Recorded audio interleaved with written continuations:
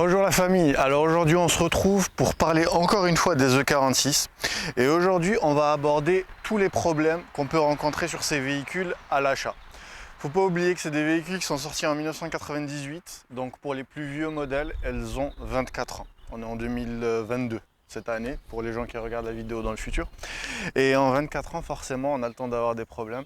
Faut pas oublier que c'est des véhicules qui ont été conçus à l'ère contemporaine, donc avec des matériaux qui peuvent vieillir prématurément. Il y a beaucoup de plastique, il y a beaucoup de caoutchouc. Avec la chaleur, avec le froid, avec les hydrocarbures, forcément ça vieillit. Et on va aborder aujourd'hui tout ce qui ne va pas sur ces véhicules et comment faire attention quand on en achète une. Allez, c'est parti!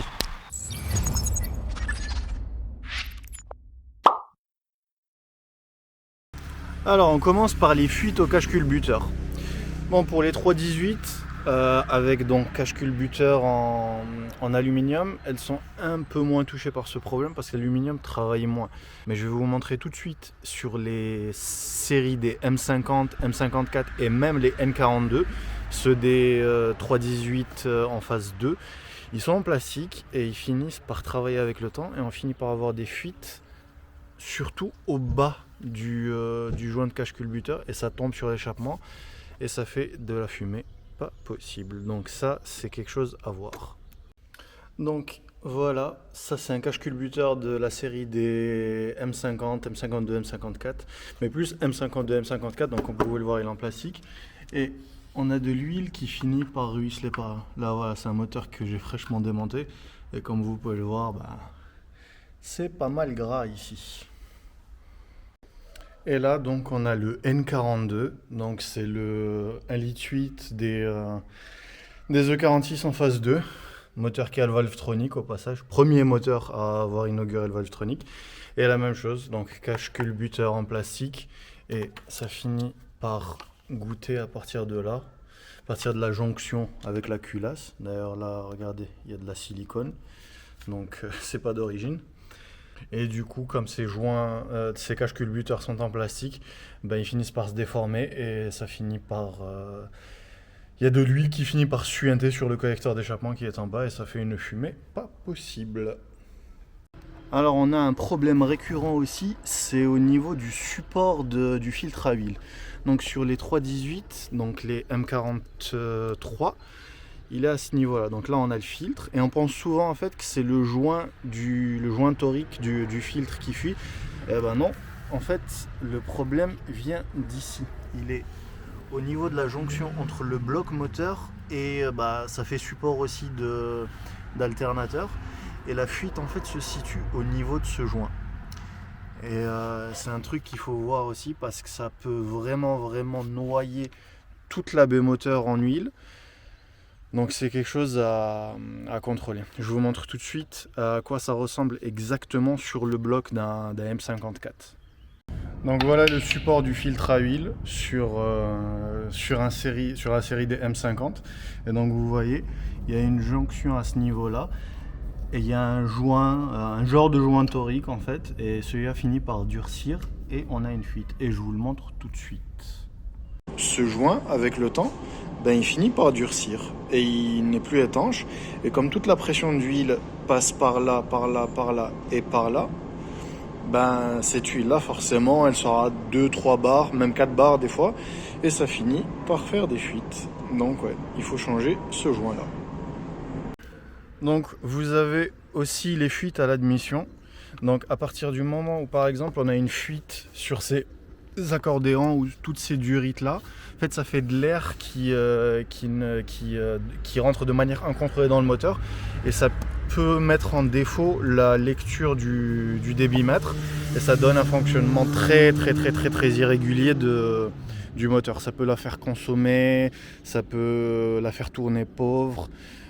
Donc ouais, c'est quelque chose à contrôler. Donc tout ce qui est caoutchouc, tout ce qui est accordéon, c'est à contrôler avant d'aller de l'avant pour acheter soit le véhicule ou pour changer quelque chose qui coûte un peu plus cher. Alors la vanne d'Isa, donc sur le M43, elle est à ce niveau-là. Et sur ces moteurs, elle pose pas trop de problèmes. Elle pose beaucoup plus de problèmes sur les 6 cylindres, sur les M52 et M54 TU. En fait, cette vanne-là permet de séparer les 3 premiers cylindres des 3 derniers cylindres pour des questions d'efficience. Et je vous montre tout de suite à quoi elle ressemble sur le collecteur d'un M52. Donc on passe à la vanne d'ISA sur les 6 cylindres. Donc c'est ce module-là en fait, c'est ce bloc-là. Et à l'intérieur, à ce niveau-là, il y a un volet qui s'ouvre et qui se ferme et qui sépare les 2 côtés du collecteur. Et ça permet de gagner en efficacité niveau pollution et niveau couple à bas régime. Et ces vannes-là sont très souvent problématiques. Alors bonus sur la vanne d'ISA, je vous en ai trouvé une. Donc voilà comment ça se présente. On a cette petite plaque qui s'ouvre et qui se ferme et qui du coup fait soit communiquer les 2 parties du collecteur, donc les cylindres 1 et 3 et de 4 à 6. Et on a de temps en temps cet axe-là qui finit par se détacher de l'intérieur du mécanisme et qui tombe dans le collecteur. Et avec les conséquences que vous pouvez imaginer. Donc c'est vraiment un élément d'attention sur les 6 cylindres BM de la série des M52 TU, M54. Alors, la pompe à air secondaire. En fait, la pompe à air secondaire, elle sert à injecter de l'air dans le catalyseur, donc de l'oxygène, en phase de démarrage, ce qui fait que ça lui permet de chauffer beaucoup plus rapidement et d'arriver en température et d'être efficace beaucoup plus rapidement. Et forcément, quand on injecte de l'air dans quelque chose qui est en feu, ça chauffe plus vite. Pensez aux braises, enfin plutôt au charbon dans le barbecue, quand on souffle dessus, ça chauffe plus vite. Et sur les 4 cylindres, elle se trouve ici, donc posée un peu n'importe comment, j'ai envie de dire. Et sur les 6 cylindres, il y a une petite indentation autour du bac de lave-glace et elle se trouve de manière générale ici. Et son fonctionnement, on s'en rend compte très vite parce qu'au démarrage, on entend un genre de bruit d'aspirateur. Et c'est comme ça qu'on sait qu'elle fonctionne. Elle va tourner entre 30 et 1 minute selon la température extérieure. Et si vous n'entendez pas ce bruit-là, ça veut dire que votre pompe à air secondaire a un problème et ça causera très certainement un voyant moteur. Le vase d'expansion. Grande histoire sur les E46. Il faut savoir qu'une bonne partie du système de refroidissement des E46 est fait en plastique. Donc vous voyez, on a les pipes d'eau. Le vase d'expansion est à ce niveau-là. Il est caché par la boîte à air. Je vous l'affiche là pour que vous voyez un peu mieux. Et ces vases d'expansion, avec le temps, ils ont tendance à se craqueler, à se fissurer et ils peuvent même finir par exploser.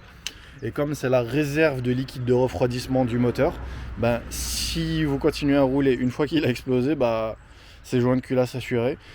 Et c'est donc un point très important à vérifier quand on a une E46 ou quand on veut en acheter une. La pompe à eau, grande histoire sur les moteurs BMW.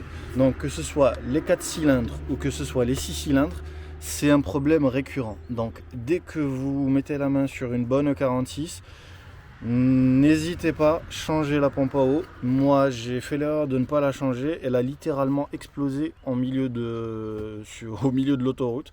En fait, le système interne de la pompe, l'axe en lui-même, s'est sectionné et j'ai perdu la courroie, la pompe à eau ne tournait plus, comme la poulie a sauté, la courroie d'accessoires aussi avait sauté, donc j'avais plus de direction assistée, j'avais plus d'électricité. Donc ne soyez pas cheap, dès que vous mettez la main sur une 46, pompe à eau à changer. Alors on a la consommation d'huile aussi sur les 330, donc le 3 litres, le M54 B30. En fait c'est dû au design des segments. BMW avait utilisé des segments à coefficient de friction très bas, ce qui fait que ça permettait de moins consommer de carburant parce qu'il y avait moins d'efforts sur le cylindre par rapport au piston. Mais le problème, c'est que les segments ne raclaient pas correctement le cylindre et ça finissait par faire remonter de l'huile dans la chambre de combustion et ça faisait consommer de l'huile. Je vous montre ici le design des segments entre le M52 ici et le M54 là. Et voilà, ça c'est un truc à bien voir quand on achète du coup une 330i ou une 330 Ci. Voilà. Alors, vous avez aussi le visco-couple du ventilateur sur les véhicules principalement à boîte automatique. Il y a eu certaines versions qui l'ont eu en boîte manuelle, mais la plupart des véhicules qui étaient équipés d'un visco-couple, donc un ventilateur à visco-couple mécanique, non électrique, c'était des boîtes automatiques. Et les symptômes qu'un visco-couple est mort, c'est que le ventilateur tourne constamment et quand on accélère, on a l'impression d'avoir un gros camion, on a l'impression d'avoir un Caterpillar. On a un bruit de vent en fait quand on accélère. C'est ouh. Et ça, c'est les symptômes d'un visco-couple qui est en fin de vie. Donc, pensez à le changer. Alors, vous avez un problème très commun aussi sur les E46, c'est les caoutchoucs de la baie de pare-brise. Ils deviennent aussi cassants que du verre. Donc, vous pouvez voir ici, il a complètement pelé. Voilà, tout est craquelé, c'est mort en fait. Et cette pièce, je pense qu'elle est encore disponible chez BMW, mais à prix d'or. Mais elle est encore disponible. Et c'est un très gros problème sur toutes les E46. Donc les berlines, les coupés comme celle-ci et les touring. Après, tout dépend du climat dans lequel la voiture elle a vécu. Mais de manière générale, au bout de 20 ans, tous les caoutchoucs finissent par être durs. Donc c'est un point d'attention.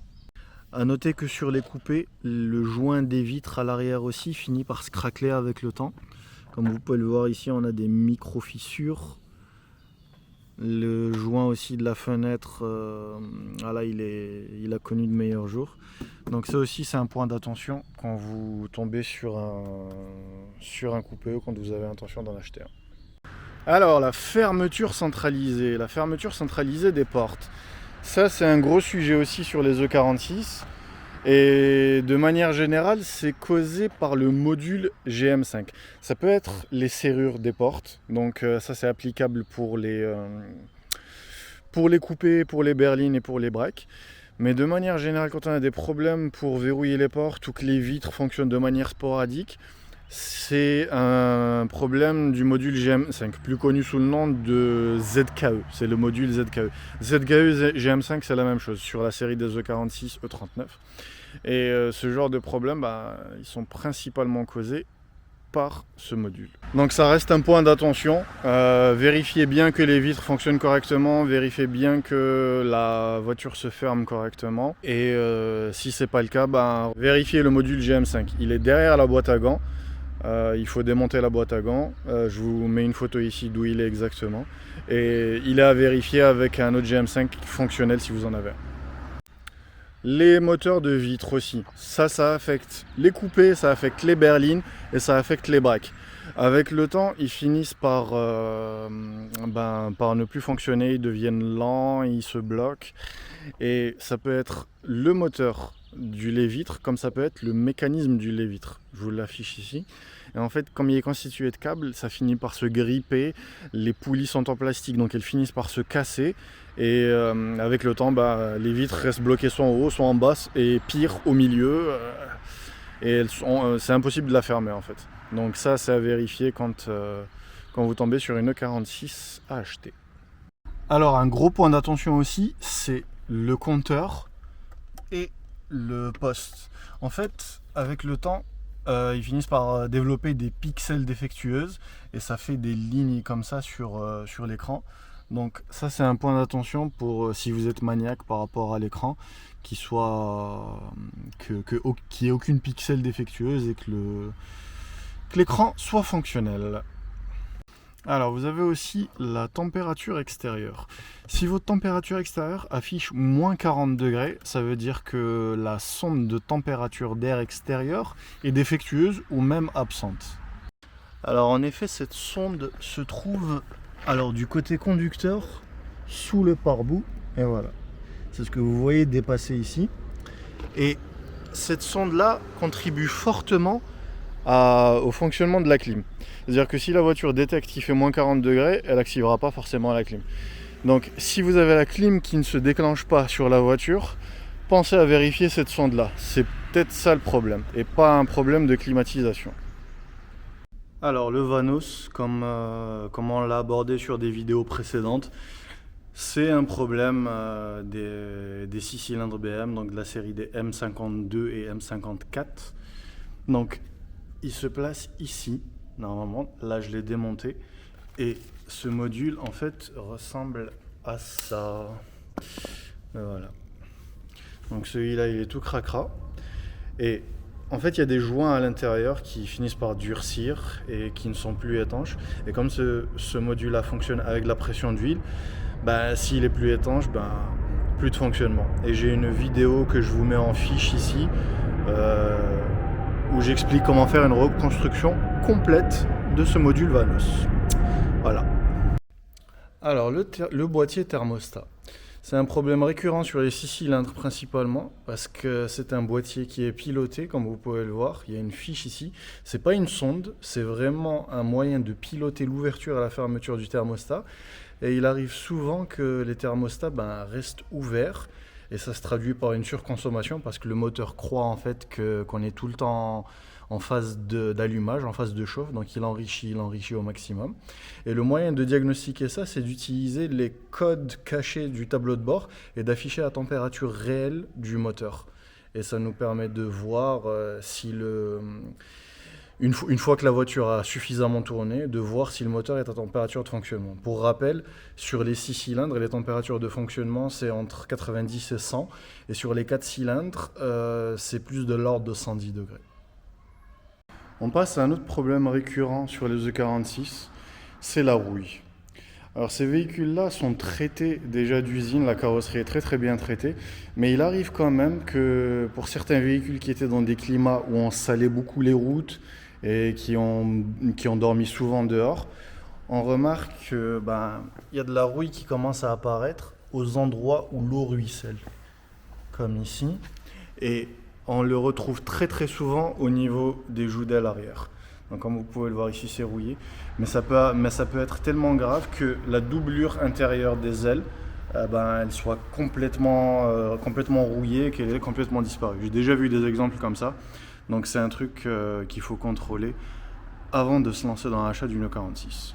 Alors vous avez une panne très très connue, c'est le berceau de la suspension arrière, c'est-à-dire les ancrages au niveau du châssis de la suspension arrière. Sur les E46, ces ancrages-là sont connus pour se déchirer de la carrosserie.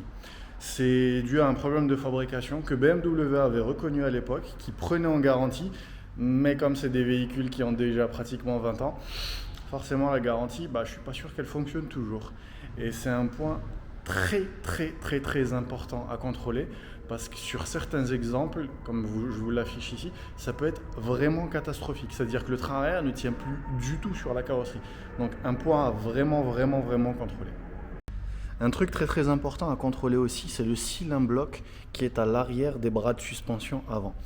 Et quand ce cylindre bloc là en fait est en fin de vie, ça se traduit par un mouvement longitudinal de la roue. C'est-à-dire que quand on bouge la roue comme ça, même si la voiture est à l'arrêt, la roue bouge d'avant en arrière. Et je vais essayer de vous le montrer. Il n'y a peut-être pas assez de luminosité, mais voilà, c'est ce cylindre bloc là. J'affiche quand même à quoi il ressemble clairement sur l'image. Et quand ce cylindre bloc en fait est en fin de vie, ça se traduit par une direction très très floue, une trajectoire très très floue, et comme je viens de vous le dire, un mouvement longitudinal de la roue. Sur ce la famille, c'est la fin de la vidéo. J'espère que vous avez aimé, j'espère qu'elle vous aidera à choisir la bonne E46. Si vous avez aimé, likez, abonnez-vous, regardez mes autres vidéos, par exemple celle-là, c'est les astuces cachées sur les E46. Celle-là, c'est comment réparer et reconstruire un module Vanos. Et j'ai une saga en 3 épisodes sur comment remonter un M54 2.0. M54 pour rappel, c'est les 6 cylindres des 330.